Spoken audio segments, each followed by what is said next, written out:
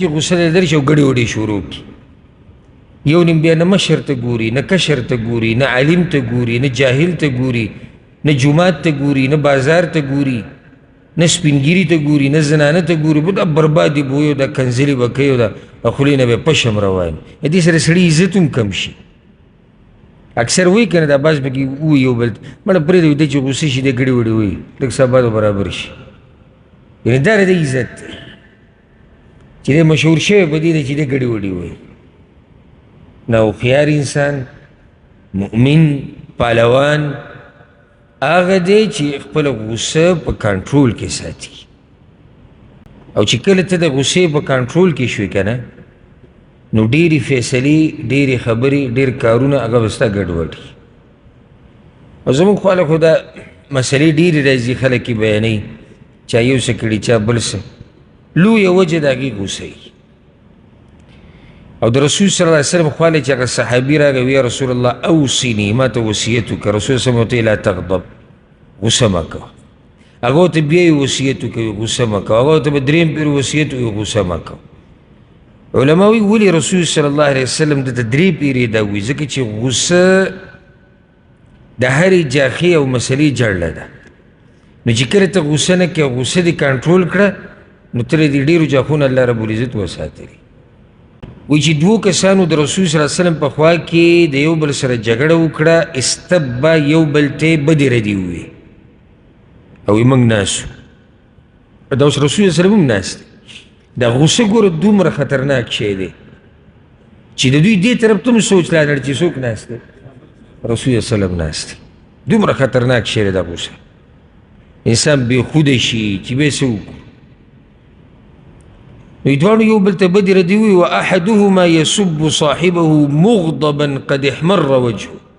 او دا یو پکې سم غوسه دی، دا مخې د غوسې نه تک سوري شوی دی او د بل ته بدې ردې ویلي دی. دا یو پکې ډېر غوسه دی. فقال النبي صلى الله عليه وسلم، رسول الله صلى الله عليه وسلم وی إني لأعلم كلمة لو قالها لذهب عنه ما يجد. ما ته یو داسې خبره معلومه ده، داسې ذکر راته معلوم دی، که هغه دې سړي ووایي که نه دا چې پکې ډېر غوسه دی، نو دا کومه غوسه چې په ده راغلې ده، دا کوم حالات چې جوړ شوي دي دا به ختم شي. لو قال كدوي أعوذ بالله من الشيطان الرجيم، كدوي غوسه به ختم شي. او ځکه دا د عربو ته کوم خیال چې کله جګړه شي سړی غوسه شي نو هغه سړي ته وایي تعوذ بالله ووایه، تعوذ بالله ووایه. د دې لپاره چې ستا دا غوسه ختمه شي. ولې اعوذ بالله من الشیطان الرجیم؟ ولې شیطان؟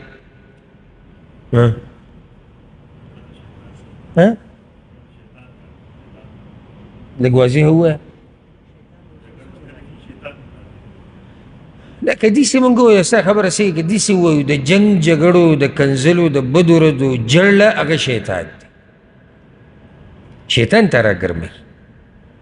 نو چې دې ځای کې ته ووایي چې یا الله ما وساته د شیطان رټلې شوې ده، الله دې ته وساتلی. او چې الله دې وساتلي غوسه څه شوه؟ ختمه شوه. بیا حدیثو کې نورې طریقې هم راغلي، په دې به یو مستقل بیان هم کړی دی. ګورئ غوسې دا مسله چې کومه ده هلته موږ تفصیل ذکر کړی دی چې ولاړې کښېنه، که ناستې سمله ترشد. اودس چاردام کول دا انتهایی اثر لري. دا اودس چاردام نه دا بدن یخ شي ورسره، به ورسره اعوذ بالله ووایي. یو بله طریقه دا هم د غوسې د ختمولو چې ته دغه ځینه وځي، دا هم یو طریقه ده. دا ته هغه سړي ته ولاړې او ته ګورې، غوسه به دې ښه ډېرېږي.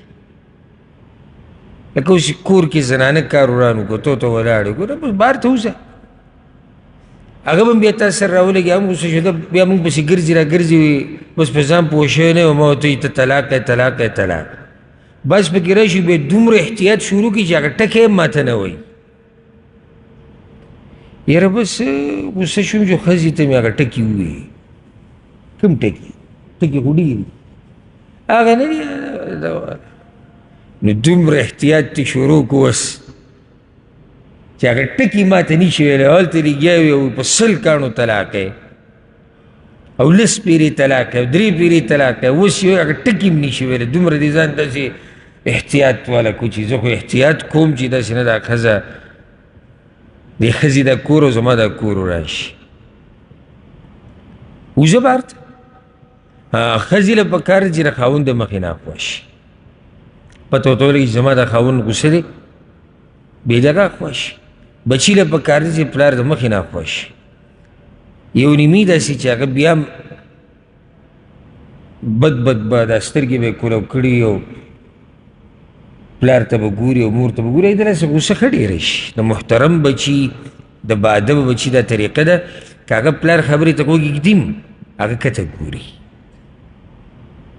او د کمې خبرې چې جواب ورکول مناسب نه وي هغه نه ورکوي جواب چې پته ورته ولګي چې اوس زما په دې موجودګۍ باندې دی دلته غوسه کېږي ښه ډېر بیا لږ ساعت لا پوه شي د طریقه دې سره غوسه ختمه شي ته او ملګری وران شوی په ټلیفون باندې ټلیفون کټ کړه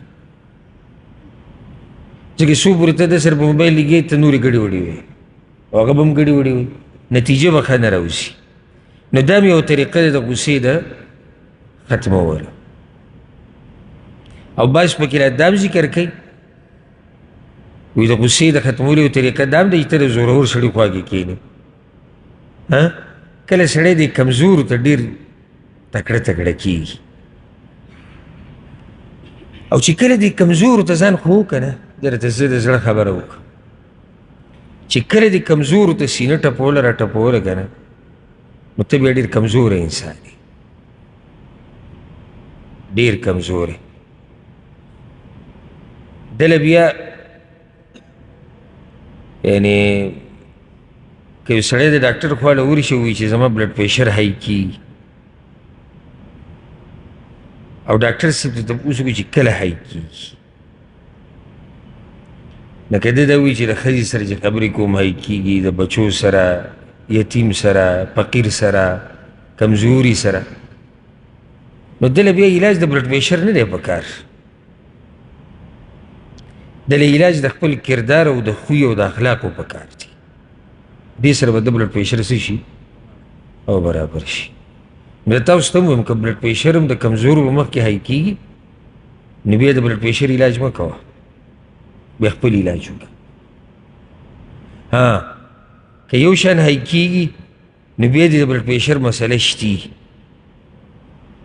بیا علاج وکړه خو چې ښځې په مخ کې های کېږي د یتیم په مخ کې های کېږي د کمزوري چې ستا نه کمزوری دی په قوم او نسب یا مال او زور او بدن کې په مخ کې های کېږي نو بیا علاج د خپل اخلاقو وکړه د خپل خوی علاج وکړه د بلډ پریشر علاج مه کوه ځکه چې بلډ پریشر چې کله صحیح راشي نو هغه د هر چا په مخ کې های کېدی شي بلډ پریشر پکې دې ته نه ګوري چې مخامخ غریب دی او که مخامخ مالداره دی او دا به تاسو لیدلي مې لکه غریب سړی ناست دی که نه مجلس کې او دا بل مالدار دی دی به داسې سور شین کېږي تا ته ما ویلو ته نه پوهېږې ته د سړي زوی نه ته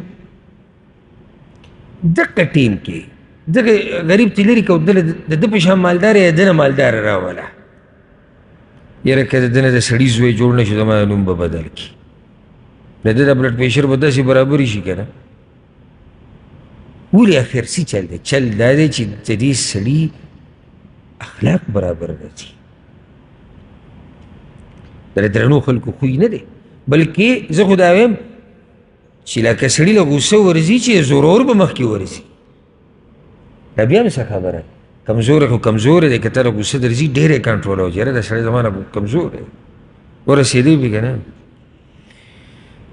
نو دا شرعي طریقې چې کوم حدیث کې راغلي هغه ته ما ذکر کړي او دغه شان دا بله طریقه چېرې دا عامه مشهوره تجربې دی چې ته د هغه ځي نه وځه سړي سره خبره ختمه کړه که په ټلیفون او په دې کې د اوس ابن الصامت رضی الله عنه چې خپلې ښځې سره خبرې واورېدې که نه او هغه راله د رسول وسلم خواله او زما خاوند ما سره زهار کړی دی او ما ته ویلي چې ته په ما حرامه قصه به تاسو ته معلومه چې الله ایتونه راولېږل قد سمع الله قول التي تجادل نو په هغه ټیم کې هغه چې کله قصه کوي دا خاون غوسه شو او ما ته ووایي چې ته په ما باندې داسې یې لکه زما مور او خور. دا اوس ګوره د غوسې د لاسه غوسې دغه ځي ته ورسوه. ښه نو بیا یې څه چل وکړو؟ وی بیا لاړ بهر کېناستو کوم چې ځایونه جوړ شوي په دې محلو کې کلیو کې که خیال هم کړی هغې ته خلک راجمع کېږي دا مشران پکې کښېني هلته بیا څه وخت کېناستو دا هم بیا هوښیارتوب و چې دې سره د غوسه څه شي دا ختمه شي. د هغې نه بعد وایي د پرنجي په وخت ذکر او د هغې جواب. پرنجی کول دا د الله لوی نعمت دی. پرنجی کول دا د الله لوی نعمت دی ځکه خو پې شکر ادا کېږي. دا د الله طرف نه دی رحمت دی. هر چی اګرمی دی نو په دې شیطان خوشحالیږي. ولې ځکه چې دغه نښه د څه ده د سستۍ نښه ده خوله بندې سړی پې بد وښکاري دا شیطان خوښوي. ځکه رسول صلی الله تاسو کې چې یو سړی کله اګرمی کوي دا خوله واضح کړي نو شیطان پورې خاندي او صرف شیطان پورې نه خاندي دا خو شاید او سم ګوي چې د دې هغه څه د مخ نه یو ناشنا هغه صورت ته چې وګوره خوله واضح کړي او دا په منځه کې به لګي په جومات کې د بچو په مخ کې دا مناسب نه دي. هر چی پرنجی دی دا د الله طرف نه رحمت دی.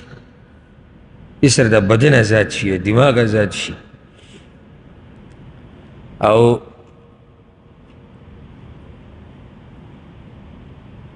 دا پرنجی چې کوم وخت کې سړي له ورشي دیم آداب دي. دلته موږ آداب نه دي ذکر کړي دا خو د اذکارو کتاب دی خو زه به درته ذکر کوم. د هغې یو ادب دا دی چې پوزې ته به څه شی ونیسي کپڑا ټیشو لاس که نور څه نه لاس او مخه خوا کول کسانو نه چا سره ته ناست یې د هغه نه مخه خوا که او کوشش دی چې اواز کم سے کم راشي. نو د یو نیم په دې جومات کې تاسو دي پرنجیو کې ته وایي سمه زلزله راغله سړی پې بد ښکاري او داسې خوله به داسې واز وکړي دا د درنو خلکو کار نه دی. آدابو لحاظ کوي سړي دا پرنجی ورخه په طریقه سیډ ته شي خوله اخوا که ټیشو رومیال څه شی د سره دی هغه جیب نه راوباسه پوزته انسان هېڅ پته نه لګي. نو چې پرنجی سړی داسې وکړي نو هغه خولې نه او پوزې نه چې څه لونوالی راوځي هغه به دې خلکو ولګي یا په مخامخ ځي باندې ولګي. دا سکاوالی هم دی او د آدابو خلاف هم دی. بیا یو دا درته په آدابو کې ذکر کم لکه یو نیم سړی چې پرنجي وکړي یا پرنجي نه بغیر چې پوزه سوڼوي نو د خلکو په مخ کې به لیکي دا د آدابو خلاف کار دی سکا کار دی کرکجن کار دی. او بیا لا مزه ده وکړي چې په لمن بیا پوزه پاکه کړي او یو نیم کپړو پورې ایسې راکړي چې دی لکه بیا ګرځي را ګرځي څنګه سړی سوچ وکړي سړی وایي دا سکا کار دی چې کول به یې څومره سکا کاري. سړی د هغه آدابو سړی خیال ساتي په کومو آدابو چې سړی دروند ښکاري. دا آداب شریعت هم موږ ته ښوولي دي ورسره دا زیاتي که دا آداب په فطرت کې هم پراته دي په روغ فطرت کې.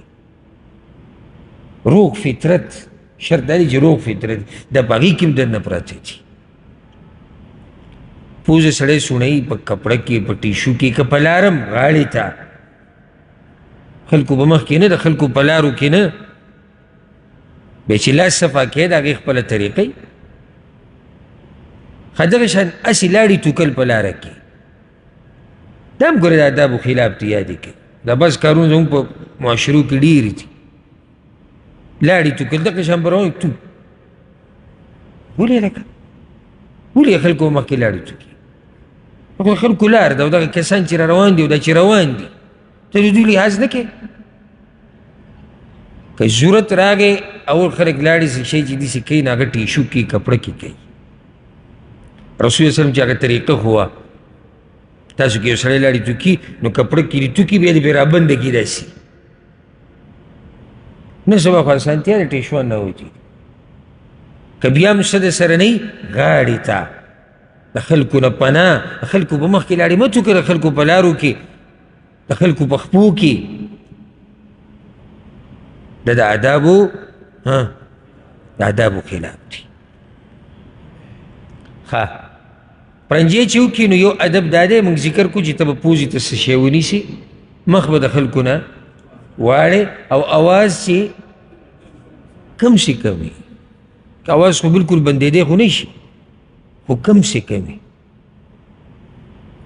او د دې یو نیم د اواز ته سړی حیران شي دا اواز راووتو سړی څه پته نه شي ګړز غونته کې وشي چې والله زه به خپله حیران شي دا اواز راوځي څنګه داسې بیا په مانځه کې بیا ښه بې ادبي شو ځکه چې ته اوس دلته الله ته ولاړې ستا جرګه د الله سره روانه نو بل ادب دا دی چې ته به الحمدلله وې د الله شکر ادا کوي دا نعمت بدن دې اوس آزاد شو نو بیا د مسلمان په مسلمان دا حق دی دا یاده که ګوره حق دی لازم دی دې باره کې ډېر حدیثونه دي چې کله یو څوک پرنجي وکړي او الحمدلله ووایي نو ته به ورته څه وې یرحمک الله دې کې نور اذکار هم دي هغه ته ذکر کوم او هغه به تا ته ووایي چې یهدیکم الله ویصلح بالکم دا ادب دی نو حدیث راوړی دی اولنی ذکر د ابو هریره رضی الله عنه په صحیح بخاري کې دی امام ابن ماجه راوړی دی رسول صلی الله علیه وسلم وی اذا عطس احدکم په تاسو کې چې څوک پرنجی وکړي فلیقل الحمد لله نو هغه دې ووایي الحمد لله خفه کېږو به نه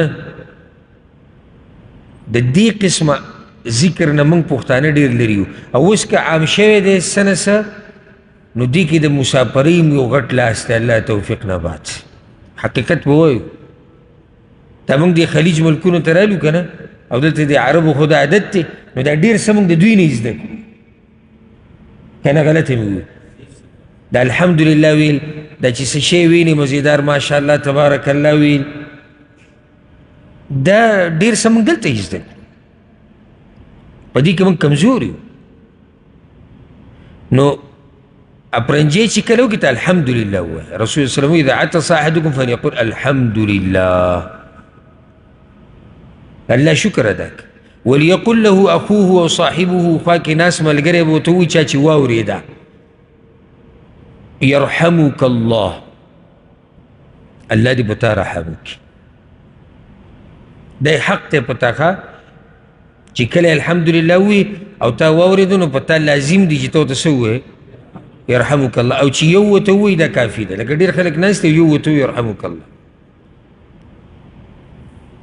ته به ورته یرحمک الله ووایي هغه به ووایي فلیقل یهدیکم الله ویصلح بالکم فاذا قال له یرحمک الله نو که ده ورته یرحمک الله ووایي نو هغه به ورته ووایي چې یهدیکم الله ویصلح بالکم الله دې په تاسو رحم وکړي الله دې تاسو ته هدایت وکړي او الله دې ستاسو حال برابر کړي بالکم ستاسو کار ستاسو حال کار حال لکه مطلب چې ستا ژوند دې الله ښایسته کړي لنډه ده خو دا یرحمک الله به ته هغه چا ته وایي چې الحمدلله ووایي او چې الحمدلله نه ویلي ته ورته یرحمک الله نه شي ویلی ځکه چې حق یې په تا هله کېږي د یرحمک الله ویلو چې هغه په خپله الحمدلله ووایي چا چې اپرنجی وکړو ان که په ده باندې اپرنجي د بیمارۍ د لاسه درې نه زیات نو بیا به ورته شفاک الله ووایي الله یې تعالی شفا درکړي د سړی بیمار دی دویم ذکر ابو ایوب انصاري رضی الله عنه روایت ته امام ترمذي راوړی امام ابو داود هم راوړی رسول الله صلی الله علیه وسلم اذا عطس احدکم په تاسو کې څوک پرنجي وکړي فلیقل نو هغه دې ووایي الحمد لله علی کل حال د الله شکر دی په هر حال نو یو طریقه دا هم ده دا به زم چې کېدای شي تاسو اول پرې راوړئ که نه مخکې نه ته یاد دي الحمدلله على كل حال ډېر وخت مخکې چې ما ته څومره ذهن کې راځي موږ په دې تفصیلي خبره هم کړې وه. یو درېیمه طریقه هم راځي اگر که د هغې روایت لږ کمزوری دی، وایي کیدای شي چې الحمدلله رب العالمین، او د دې دوو دا سند دا اعلی دی، الحمدلله یا الحمدلله علی کل حال. جواب کې به دا اوریدونکی څه وایي؟ یرحمک الله. ته به ورته بیا څه وایې؟ یهدیکم الله ویصلح بالکم. دې کې نور آثار شتي د صحابه کرامو نه نقل دي سلفونه، اگر ته ذکر کوم هغه هم ویلی شي. د ټولو نه اعلی چې سند په اعتبار سره دی هغه دا دی، یهدیکم الله ویصلح بالکم. الله دې تاسو ته هدایت وکړي او رب العالمین دې ستاسو حال برابر کړي. دې کې دا هم ثابت دي یغفر الله لنا ولکم. لکه هغه یرحمک الله ته ورته یغفر الله لنا ولکم. دویم یا دریم دې کې دا هم ثابت دي عافانا الله وإیاکم من النار یرحمکم الله. الله دې موږ او تاسو د اور نه بچ کړي او الله دې به موږ رحم وکړي. عافانا الله وإیاکم من النار یرحمکم الله. دې کې بله طریقه څلورمه دې باره کې هم روایت او آثار شتي، یرحمنا الله وإیاکم ویغفر لنا ولکم. الله دې به موږ او په تاسو رحم وکړي او الله دې موږ ته او تاسو ته بخښنه وکړي. دا ثابت دي په جواب کې. نو ګوره موږ لرې یو د دې اذکارو نه، ځکه زموږ ژوند کې برکت نشته. او دا یو پیر د ملک نه یو میلمه راغلی و چې ځان ته داسې لږ ډېر پوه هم وي، اگر که پوهه نه و نسبت یې خپل علم ته کو، اگر که علم ورسره نه و بیا که و ډېر لږ و. هغه موږ سره ناست مجلس کې او زموږ والد صاحب هم الله دې وبخي څه کسان نور نو هغه اپرنجی وکړو. چې اپرنجی وکړو نو الحمدلله ووایي نو ناستو کې ورته یو کس ووایي یرحمک الله. نو هغه ورته وایي شکرا.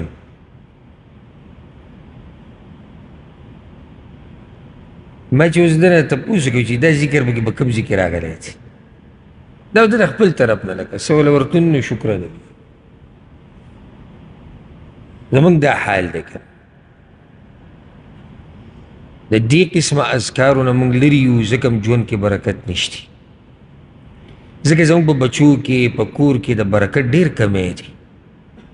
ولې زموږ په کورونو کې جنګ جګړې دي، د یو بل سره حسد کینې، تجارت کې برکت نشتی، په صحت کې برکت نشتی. د هغې یو لویه وجه دا دی چې موږ دې قسمه اذکارو نه لرو. دې اذکارو کې څومره خیر دی. لکه اوس سړي چې اپرنجي وکړو الحمدلله ووایي، الحمدلله کې څومره ثواب پروت دی، څومره برکت دی. بل ورته یرحمک الله، څومره د خیر خبره ده.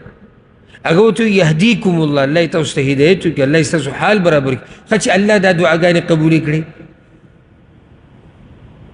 څومره لویه ګټه ته وکړه. قبلې نه قبلې ته د دې ذکر ثواب خو ته میلاوي. نو دې اهتمام کوئ او دا یاد ساتئ چې کله پرنجي وکړي الحمدلله به وایي. د دې بیا جواب ورکول چې چا واورېدو په هغه لازم دي. کله په بعض واقعې خو ما سره شوي دي، لیدلي مې دي، ځکه یې بیانوم. کله سړی ډک جومات کې ناست اکثر پکې زموږ داخله کې پرنجي وکړي الحمدلله ووایي، په دې ناستو کې یو د یو عرب په غوږ باندې به هغه الحمدلله ولګي نو هغه ته په زور ووایي یرحمک الله. خو زموږ دا نه وایي، خبر نه دي غریبانه. ته به جومات ته راننوځي دا زموږ د خپل ملګري یادو چې وایي موږ پوهېږو پکې ده. ته به جومات ته رانوځي ته وایي السلام علیکم ورحمت الله، تا ته به ګوري. که عربی پکې ناسي شاته لرې هغه دغه وعلیکم السلام به پکې واوري. که جومات نه وځي سلام علیکم دې ووایي یو ټول به ستا په ننداره کېږي، دی خو ووتو. دا زموږ کمی دی، کمزوري وو موږ دې باب کې. دا خو الله یادول دي السلام علیکم ورحمت الله، دا الله یادول دي وعلیکم السلام ورحمت الله. الله یادول دي، پرنجي په وخت کې د اذکار الله یادول دي، تبارک الله ویل، لا حول ولا قوة الا بالله ویل، ماشاء الله ویل، ټول د الله ذکر دی. نه چې هر ټیم د سړي په جو باندې د الله نوم او د الله ذکر وي، څومره به د ژوند برکتي په دنیا کې او په آخرت کې. بیا وایي چې غیر مسلمه ته به څه وی. ابو موسی اشعري رضی الله عنه روایت راوړی دی، امام بخاري په ادب مفرد کې راوړی دی، امام ترمذي هم راوړی دی. وی کان اليهود یتعاطسون عند النبي صلی الله علیه وسلم، یهودو به د رسول صلی الله علیه وسلم په مخ کې اپرنجي کول، په قص به اپرنجي کول. ولی یرجون ان یقول لهم یرحمکم الله، چې د رسول صلی الله علیه وسلم ورته ووایي چې یرحمکم الله. یعنې هغه ظالمان ته خو پته دی چې دا د الله پیغمبر دی، یهودو ته پته وه که نه وه؟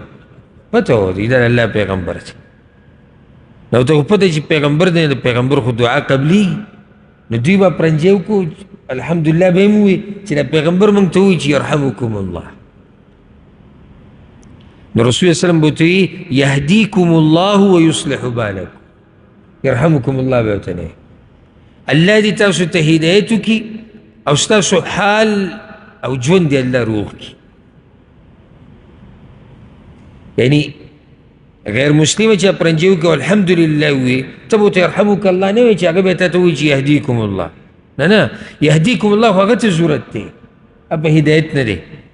نو چې الحمدلله ووایي ته به ورته څه یهدیکم الله ویصلح بالکم،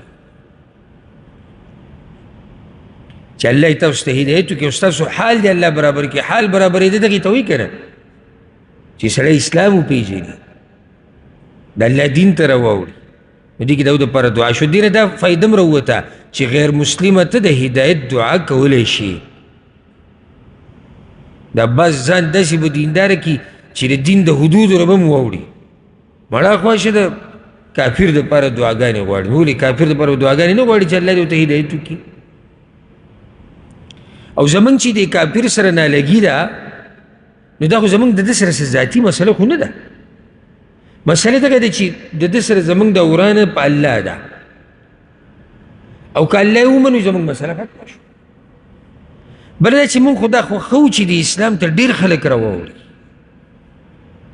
دا مونږ خوښوو. نو د کافر دپاره د هدایت سوال نشي کولی، کولی شي. دا پې یو دلیل دی